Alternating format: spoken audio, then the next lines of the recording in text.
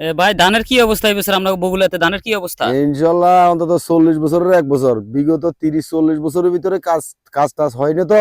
হ্যাঁ এই জন্য আমরা ফসলাদি করলেও ডুবি টুবি যাইতো, তারপরে যাই জোয়ারে যারে অত্যাচারে হ্যাঁ। মানে জর্জরিত, এই হিসেবে ধান পান হইতো না। এই বিগত এই 2 বছর তো আল্লাহর নেয়ামত, আল্লাহ দিতেছে, আল্লাহর কাছে লাখ লাখ শুকরিয়া। আর যে চেয়ারম্যানের কারণ হয়েছে, চেয়ারম্যানরা দোয়া করি। তা আসলে এই যে রাস্তাঘাট হওয়ার কারণে তো এই বছর এই ধরনের ফসল। হ্যাঁ, রাস্তাঘাট হওয়ার কারণে এই ধরনের ফসল। আর আরো যদি সামনের দিকে আরো হয় বা আমাদের আরো উপকৃত হইতেছি আমরা, মানে খুশি খুশি, আমরা খুশি, বগুড়াবাসী ইনশাল্লাহ খুশি এবার ফসল ফসলে। ফসল তো এই বছর আর কোনো আপত্তি না আছে না? আবৃত্তি নেই, কোনো আবৃত্তি নেই, আল্লাহ আল্লাহ দরবারে নেয়ামত। আলহামদুলিল্লাহ, আল্লাহ নেয়ামত দিছে আমাদের জন্য। তা আরো সামনে এলাকাতে আরো উন্নত হোক আমাদের হ্যাঁ, এলাকাটা। আমরা চাই আমাদের এই চেয়ারম্যানের কারণে হ্যাঁ। মানে আমাদের এলাকাটা আরো উন্নত হোক, আমরা ফসলাদি আরো বেশি বেশি যেন উৎপাদন করতে পারি।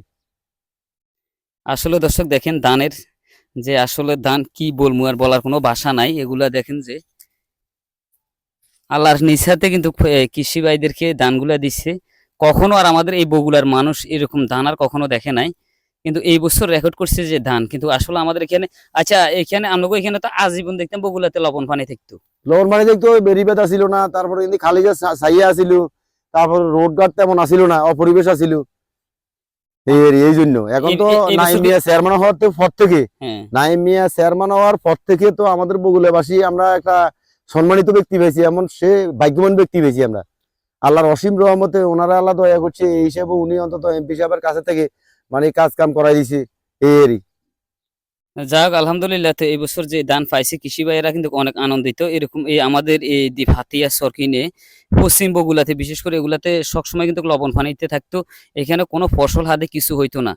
আসলে গরুর জন্য নাড়া পর্যন্ত তারা নিতে পারে না। এক সময় দেখা গেছে যে এখন যে ধানের ফসলগুলা দেখতেছেন এগুলা আসলে কি বলবো, বলার কোনো ভাষা দেখতেছি না আমি।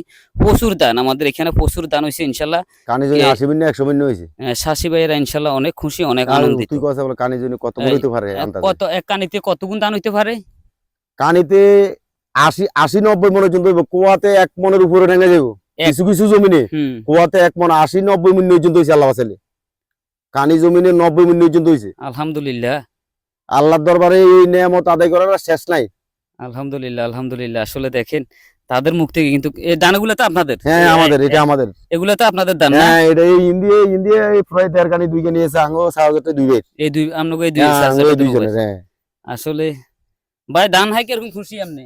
খুশি খুশি, আল্লাহর দরবারে সাফ হওয়ার কিছু নাই। হ্যাঁ খুশি আছেন? হ্যাঁ, খুশি খুশি। আসলে দেখেন কি পরিমাণ দান। তো দর্শক ভিডিওটা যে যেখান থেকে দেখছেন শেয়ার করে দিবেন। আপনার শেয়ারের মাধ্যমে আমাদের এই হাতিয়া সর্বগুলা আরো উন্নয়ন হোক, আমরা চাই আর একটু উন্নয়ন হোক। হ্যাঁ আরো একটু উন্নত যদি হয় তাহলে আমাদের এখানকার এই সাধারণ মানুষগুলো আরো বহু দূরে এগিয়ে যেতে পারবো বলে আমরা আশা করি। এখানে চাষবাস কৃষি ক্ষেত খামারি গুলো আরো ইনশাল্লাহ হবে যদি এরকমের এলাকাতে কাজ হয়। আর আমাদের একটা আপনার নদীতে অন্তত জিও ব্যাগ হইলো, অন্তত বল্লক যদি নাও হয়, হ্যাঁ একটা জিও ব্যাগ হালাই দিল আমাদের এই ফসলীয় জমি, হ্যাঁ তাহলে ঘর বাড়ি বিলে নিবে না। আমরা শত শত পরিবার আছি, শত শত খানি জমি আছে।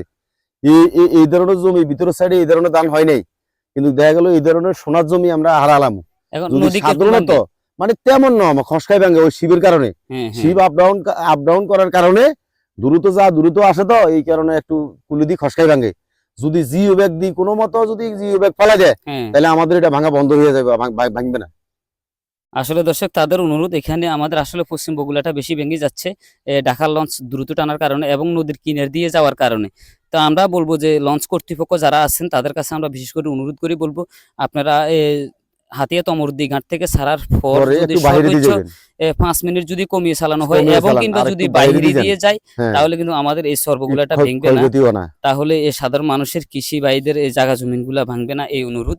আর আমরা বিশেষ করে অনুরোধ করেই বলতেছি যে আমাদের হাতিয়ার মান্যগণ্য ব্যক্তি যারা আছেন তারা যেন এক নজর আমাদের এই দৃশ্যের দিকে তাকা, তাহলে আমাদের এখানে জিও ব্যাগ হবে বলে আমরা আশা করি। 100% আমরা আশা করি আমাদের জিও ব্যাগ হবে, আমাদের শত শত কানি জমি বাঁচি যাইব।